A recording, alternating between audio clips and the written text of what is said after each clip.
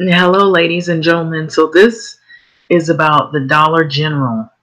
The dollar store backlash has begun.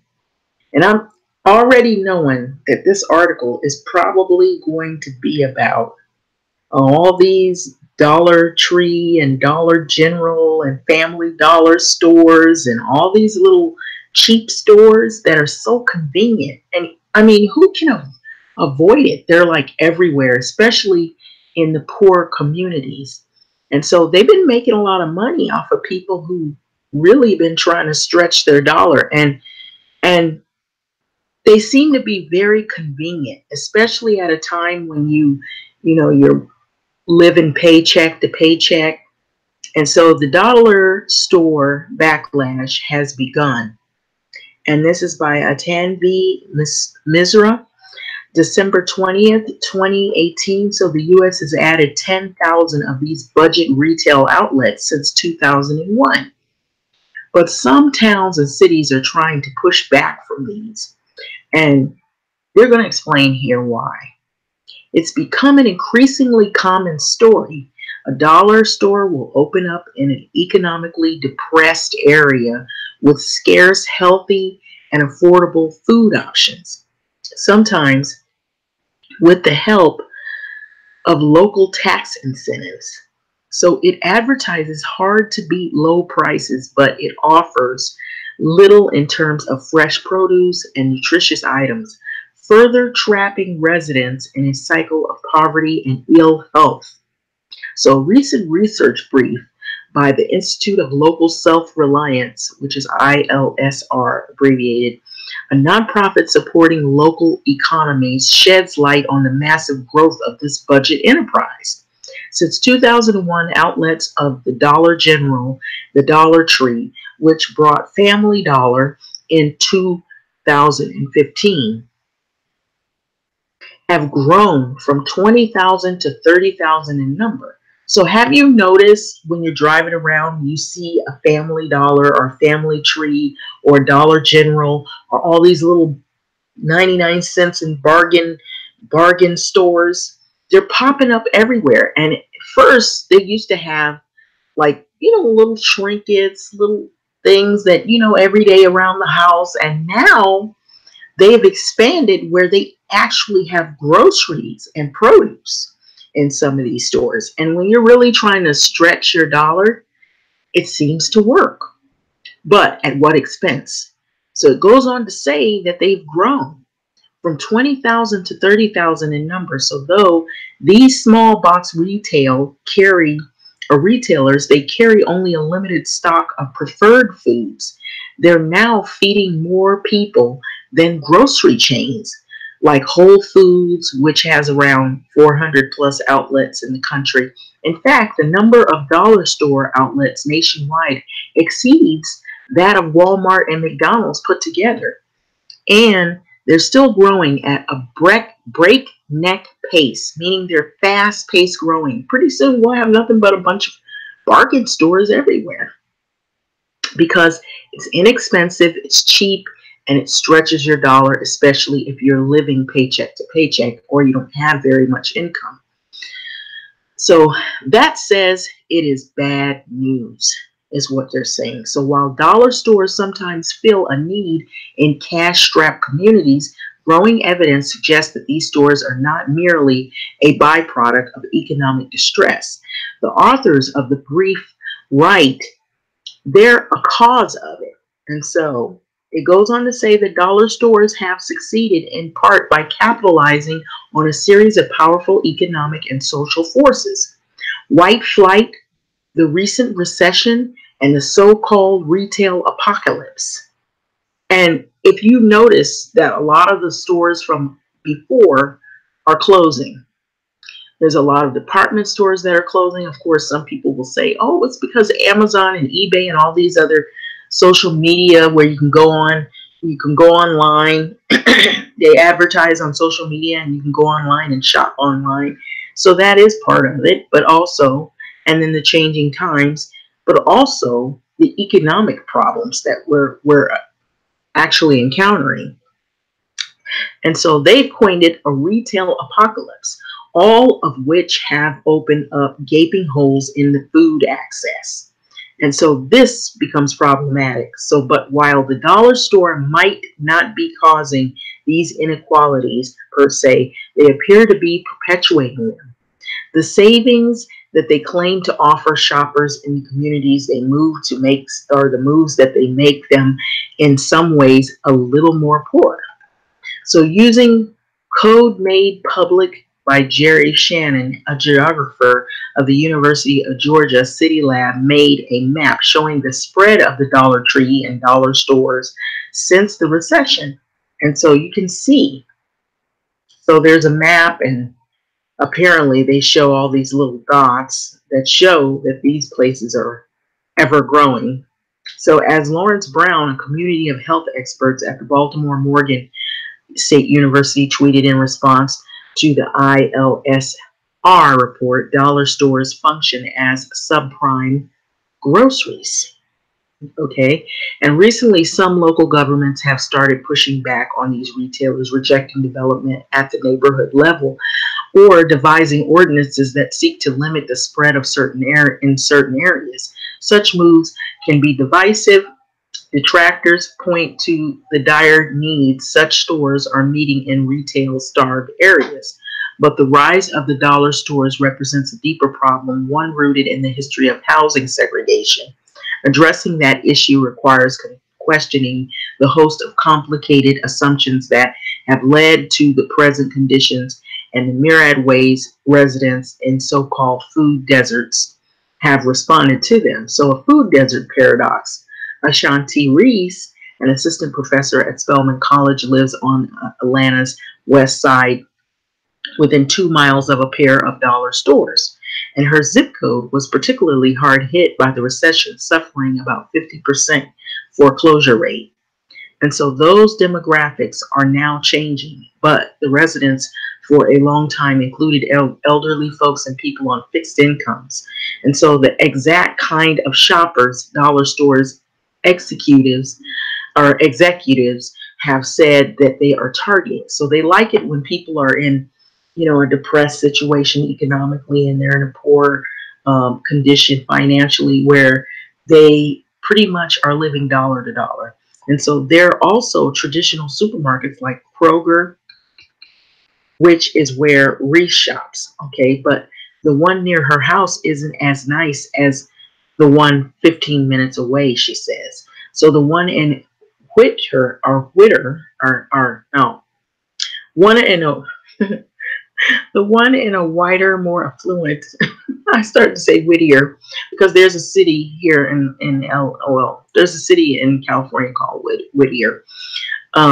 So the one in the more Caucasian or whiter affluent neighborhoods regularly advertise grains, nuts, seafood, olives, and wine. Okay, so I'm just going to kind of like start talking about a little bit about that. What I've noticed from my own experience is that I've traveled to like places in California. If you are in the Los Angeles area, Miracle Mile, the Wilshire area, if you go up towards like Brentwood, Beverly Hills, and places like that, the stores, the selection of foods is a lot better than if you come down into the areas where it's Watts and Compton and some of the local Los Angeles areas where it isn't like in the more affluent, wealthier neighborhoods. And so you start noticing the difference in the produce, you start noticing the difference in the food selections and the variety of selections of foods that they have to offer. But however, it's funny because you can be in an area and just like within like maybe 2 or 3 miles, if you go into like a downtown, which is more the hipster, hip, people that live in high rises and penthouses and lofts, and they spend like probably like 3, 4, 5, 6 grand a month in rent. That you can find Ralph's stores, like local stores that you would be in your area where the variety or the selection is not that great. But in DTLA, which is downtown LA, if you go to those Ralph's and Whole Foods, which they're making, like a lot of good stores, that are local stores, but the food selection is excellent. They offer what they say here: grains, nuts, seafood, olives, and a lot of like food bars and things like that. Even in the downtown of LA, their Ralph's has like a little sports bar.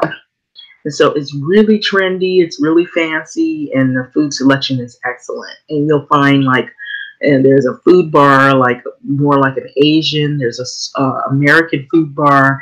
There's a soul food bar in there. It's wow. It's a soup bar where there's all these different types of soups and salads and stuff like that. But when you go into the like regular hoodie neighborhoods, you don't find those selections. You're lucky if you find a salad bar, and maybe that's the only bar that's there, if that. And so, to go on, it says that there are these tropes that are perpetuating in the shopping experience, said Reese. So I can attest to that as true. Who is also the author of the forthcoming book called Black Food Geographies, Race, Self-Reliance, and Food Access in Washington, D.C. And so while her neighborhood may have some alternatives, the presence of dollar stores in the neighborhoods that don't create a catch-22. And so on one hand, these chains are serving communities that others have neglected or abandoned. And a phenomenon researchers have termed supermarket redlining. And that is true. So that's what's going on in today's time, where there's a supermarket redlining, actually, where you have all these bargain stores and they offer ridiculous cheap prices that are too hard to pass up. I mean, you can get things that if you went to a regular store to get, that might be $2 or $3. You can get it in the bargain store, which could be Dollar General or Family Dollar, for $1. Or, if it was $3, it's $2. If it was $5, you can get it for $1. I mean, ridiculous cheap prices, and people go for it. But the thing you got to be careful with is sometimes they'll look good and attractive, but it might be unhealthy food, or it might be outdated, or it could not be like, like one lady was expressing that she was getting like school supplies or things that she could use for a classroom. And she said she was getting these glue sticks, and these glue sticks, they have this little paste that kids can use. When you get a regular glue stick canister, it's filled all the way up. She went into this little Dollar Tree, and it's only halfway there. But she can get a package of those for $1. But if you go in a regular store, you have to pay like maybe $2 or $3, but you get the full thing, of glue sticks. And so they kind of get people with that. And so you see the little cereal boxes. They have cereals, they have soups, they have canned goods in those stores. And you got to look at the labels to see if it's dated well, if it's safe to eat. And so there's a lot of things you got to consider. But it says that it's places or communities that others have neglected or abandoned. So it's supermarket redlining is what it's coined. And when the segregated neighborhood loses a supermarket, the effects on the residents in the immediate area can have effects on physical and mental health. So it affects the self-worth of the community, having an affordable option for buying food in the vicinity. So even if it's not ideal, may be seen by residents as better than nothing at all. So as someone on a fixed income, I see dollar stores as saving the poor, one Twitter user said. So responding to the ILSR brief. But I can stock up on staples. They're a whole lot cheaper than at the regular grocery store. And so these are people that are in depressed neighborhoods, or maybe they don't make that much money. They live check to check. And most people are doing that. Most people that if you're not famous and if you're not lucky or you hadn't come into some kind of big money or whatever, this is where you end up. And so on the other hand, the absence of traditional grocers and the presence of the dollar stores is deeply intertwined with the history of spatial and structural inequality in America. So supermarkets follow that pattern of racial and residential segregation. So we can map this in any of the cities that have a solid black population, said Reese. And so most of the times you find that. And I probably can drive less than a mile and I see a Dollar Tree, or I see a Family Dollar, or I see, some kind of bargain store. It may not have the name Family Dollar or Dollar Tree. It could have another name. It could be 99 cents, or it could be, and they have so many things in there, and you can't help but to go in there and stop it. And you're like, oh, let me go in here. And it's addictive too. I have to add that, because a lot of times people will go in saying, oh, I'm just going to get two things. And then you wind up getting 20 things or 30 things. And you come out, and that's how they make their money off of you. And then if it helps you stretch your dollar, who's not going to do that? Especially if you're kind of living check to check. So what do you expect? So what if we went into these neighborhoods and didn't assume that poor people or communities of color did not want to eat healthy? So in her research, she traces the decline of the supermarket in communities of color, specifically Black communities, to the late 1960s, when unrest broke out in several major cities following the Martin Luther King Jr. assassination. So as white flight, which white flight is when most of the Caucasian people or white people moved out of these neighborhoods that once were probably a larger population that might have been white communities rather than communities of color. Once Black people or Black residents started moving in, white people moved out. And it's pretty much like that today, where you notice, like, even in the neighborhoods, and certain neighborhoods, if it's known for having like higher rents or pricier stores, you tend to find people that, even if they're not Caucasian, people with money, it seems like it's a money thing. And so it's people with money, or it's people that are white, or it's people that are affluent, or however you want to coin it. But it seems like it's an economic thing as well, big time. So it says that she traces it back all the way to 1960s after Martin Luther King Jr.'s assassination. So the white flight to the suburbs accelerated urban supermarkets to close, citing scrutiny and financial reasons. So whether intentional or not, they were following the white people out of the city, she said. So in Washington, D.C., where Reese did her field research, she counted 91 supermarkets in 1968. By 1995, just 33 remain, and we don't see a reverse of that until now, said Reese. Today, economically booming D.C. has many supermarkets, but they're not evenly distributed across the city. So in Ward 7 and 8 in the northeast of D.C., for example, only 3 grocery stores serve about 150,000 residents. So recently, the ride-hailing company Lyft and local nonprofit Martha's Table have partnered up to provide supermarket rides to residents for these neighborhoods. Enter the dollar stores. Okay, so like Walmart before them, these retailers present themselves as creators of jobs and sources of low cost goods and food in left behind areas, both urban and rural. But in 2008, recession bolstered their numbers, simultaneously restricting the resurgence of the traditional grocery stores and swelling of the potential customer base. Middle class shoppers started frequenting these stores. So you also find people who are in the middle class sector that go to these stores. Some people say, well, I'm not really that broke. I'm not rich, but I'm not that broke. And I'm not living really necessarily paycheck to paycheck. I'm living comfortably, but I like to go in the 99 cent store. So that would be like probably people in the middle class.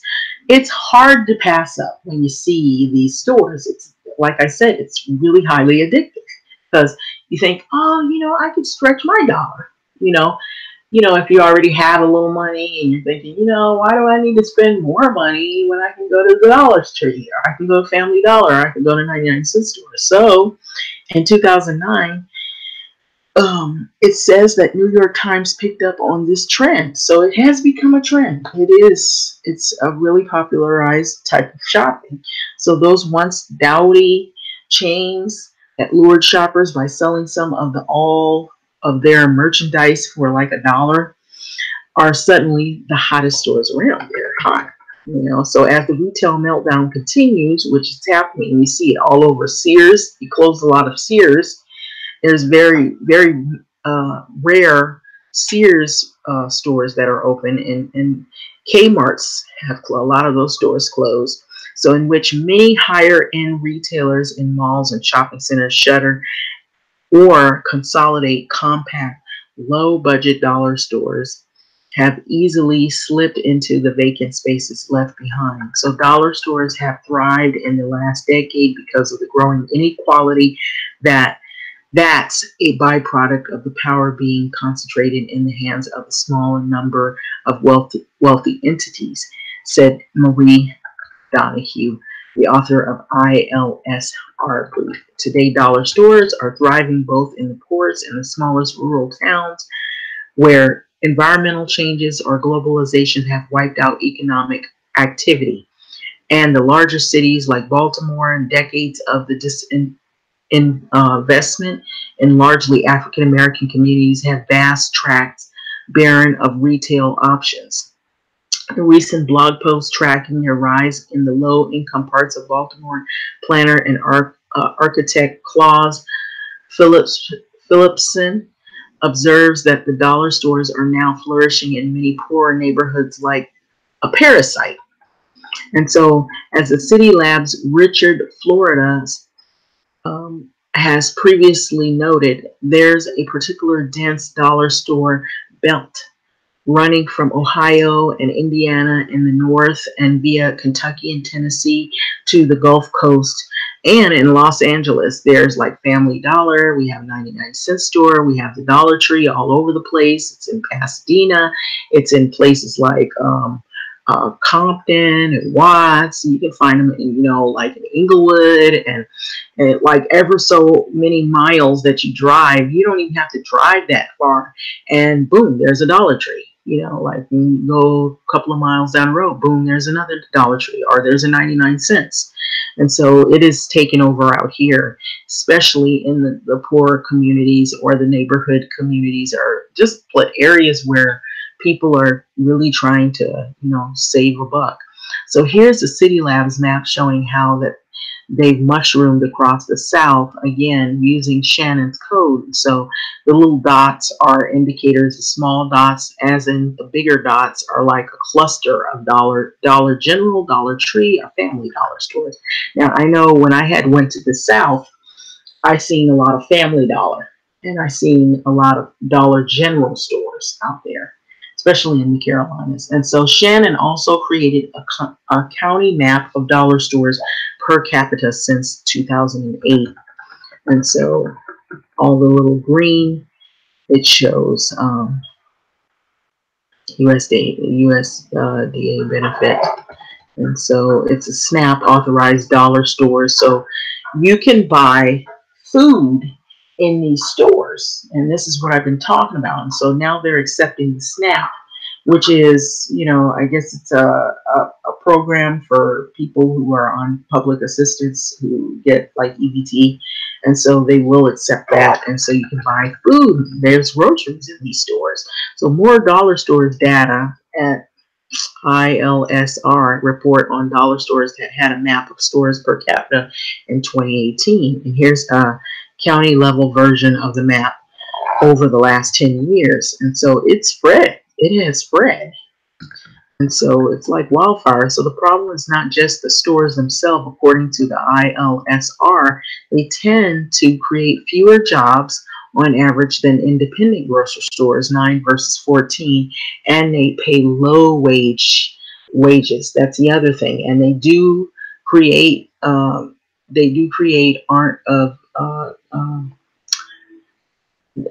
the way they worded this in here, I think they made a mistake, but they don't create, they aren't of great quality, rather, is what they're saying. And so it's not entirely clear if their offerings are that much more affordable either. And so think about it. If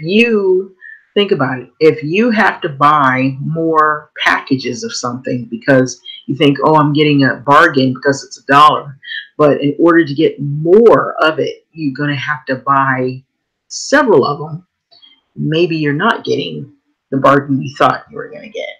And so it goes on to say that when economists compare the prices of goods like flour and raisins of the same weight, they noticed that the dollar store products were higher cost than those of the nearby Walmart and Costco. So then there are negative effects on other stores nearby when the dollar store opened up in Haven, Kansas, subsidized through tax breaks by the local government, and sales of the nearby Food Line or grocery store dropped by 30%. So the Guardian reported earlier this year.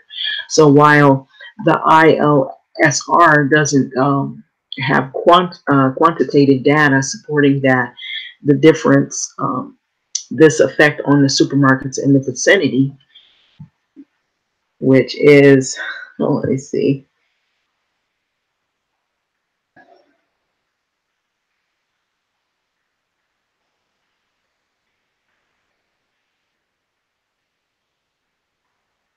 And that is pictured here. And so I am trying to go into this article, but it actually took me off my article. So anyway, I'm going to keep talking, but that's pretty much the issue with all of that. And so if you notice, there's a lot of dollar stores and Dollar General and Dollar Tree stores everywhere. And so this has become a big problem. And so that is the reason why I'm going to try to go in here and see if I can retrieve the article. Great. And here's our article. So it goes back into it again. Hope you're seeing it. Or not. Yeah, you're seeing it. And so it is sad because it seems like it hits all of the areas that are pretty much struggling. And so it says the pushback, while the ILSR doesn't have quantitative data supporting this effect on supermarkets in the vicinity, anecdotally, they surmise that the difference in the margins is just enough that the local stores are not able to stay in business. And when there are so few options and there is an undercutting of prices, Donahue has said. So the pushback against the dollar store clusters, while some local governments continue to lure dollar stores in town with tax subsidies and incentives, others are doing the opposite. So a dollar store, I think it's called NIMBY movement. The NIMBY movement has been gaining traction. So there's some people that are not really happy about these stores.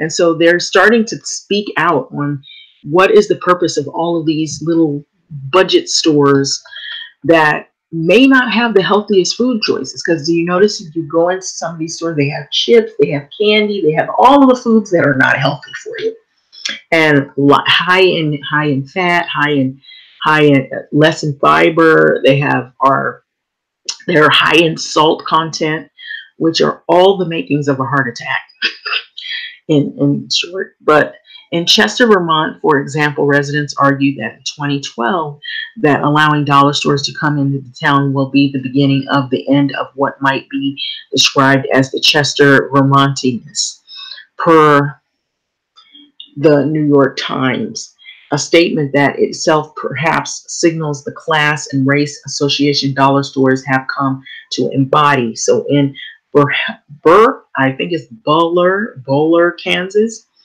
and the mayor saw that what happened to the surrounding grocery stores in the neighborhood Haven and rejected the dollar store chain.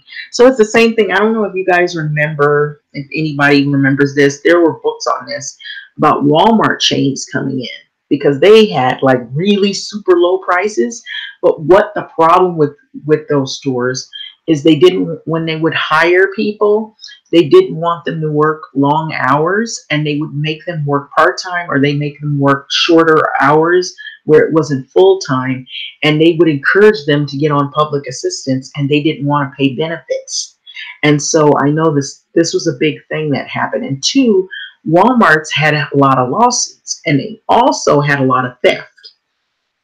Also, they would charge super low prices. So picture this: you work there, you don't get benefits, you can't work hours to, you can't work a certain number of hours, because if they make you work a certain number of hours, they have to give you benefits. So they were making it so that they would encourage people to get on public assistance. Then they have super low prices, so they pay you a paycheck after you get through working for them. And guess what? You're on a fixed income. So where are you going to shop?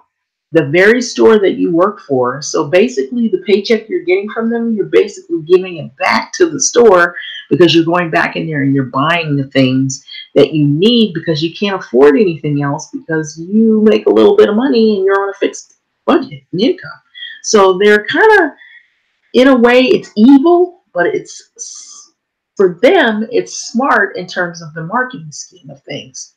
And so this is also a problem, a problematic situation, because not only that, with these little chains, the Dollar Tree and the Dollar General and Family Dollar stores, they do the same thing, but what they also, they're not as big, like some of the stores are not as big. There's many of the stores, but they don't hire that many people, and they're low wage paying. You know, when they pay people, it's very low wage. And so what are those people going to do? The same thing that Walmart people did. People that work for Walmart, they're going to work there, make a little money, get on public assistance, and then that very little money that they have, they're going to take it back to those little stores and they're going to give it back to their employer. So it's a cycle and you never get out of it. And so you're pretty much stuck.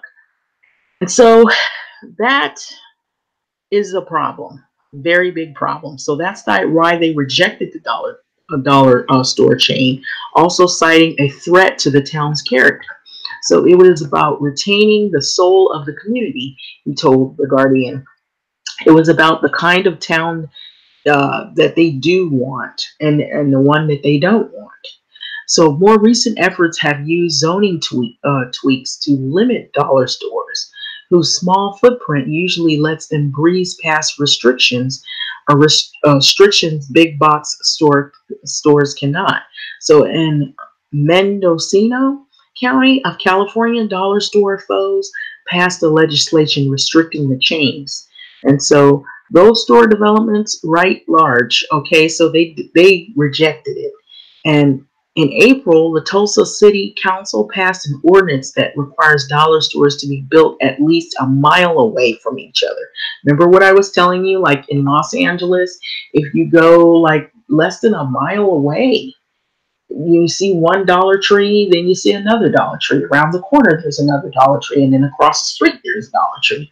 And so they're really building close together, and they do it in neighborhoods where they know people are pretty much cash strapped.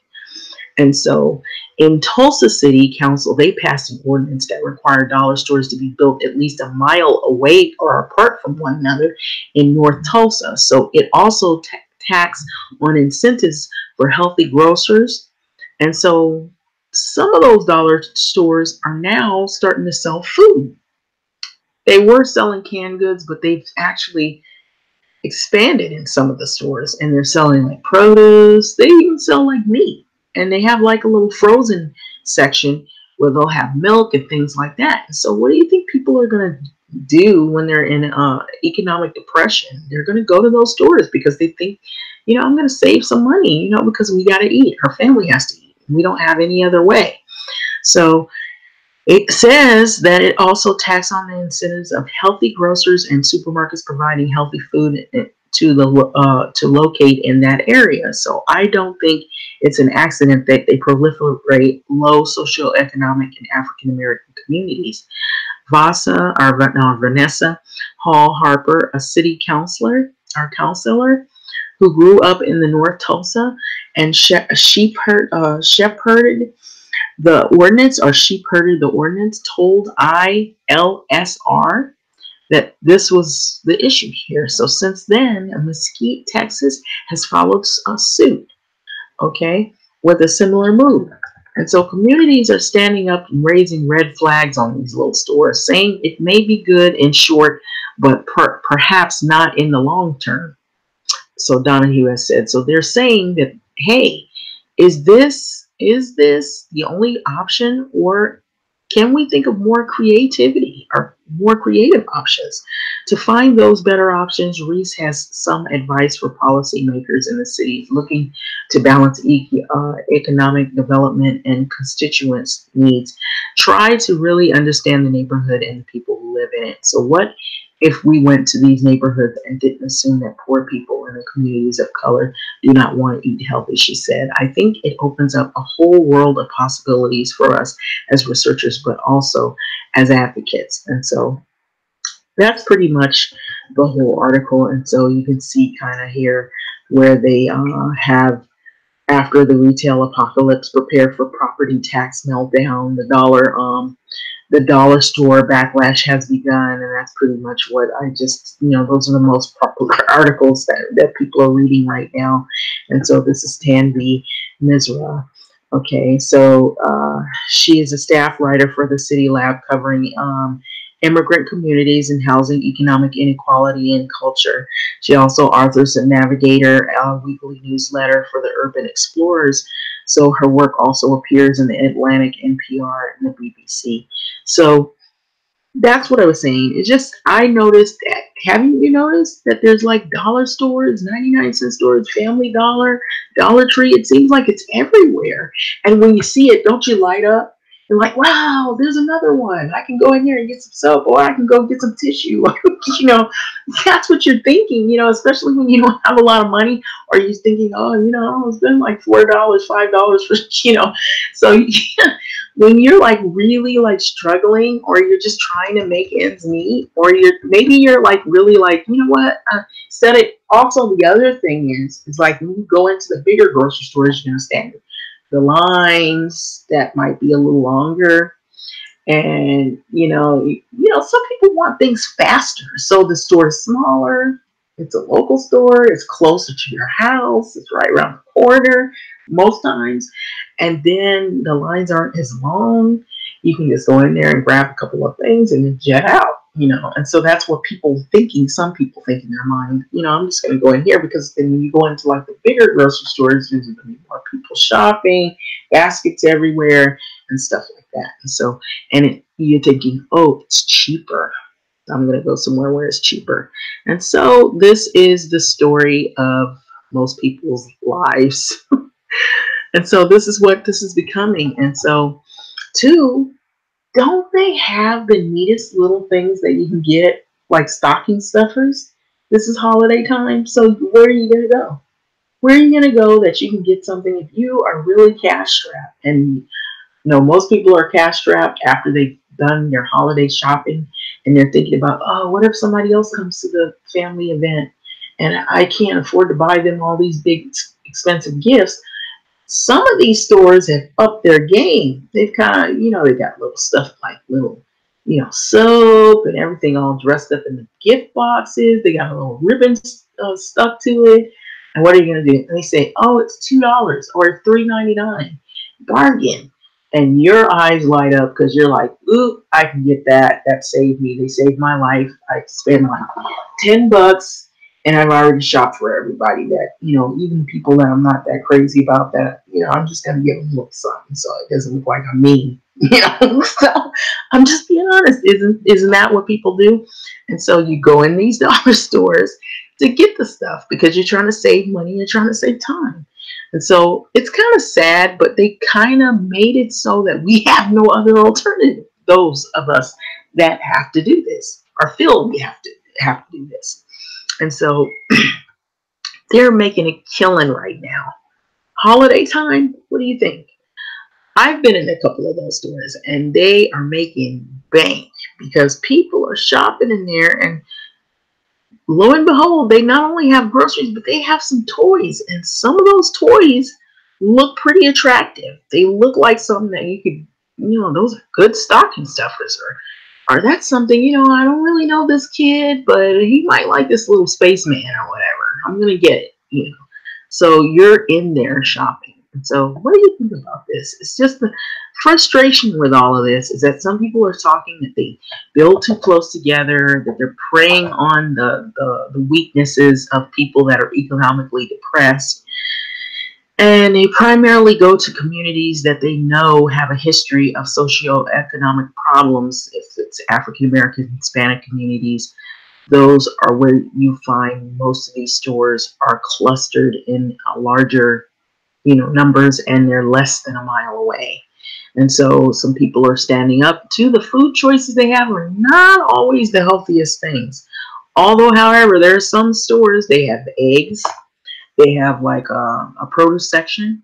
And so they try to, I guess, do that to try to combat the fact that they have all those rows and aisles of candy and chips and all the little trinkets and things that are probably not the best, food choices. But anyway, with that being said, I'm going to let this video go. Until next time, thanks for listening. Like, comment, subscribe, or any thoughts on these issues.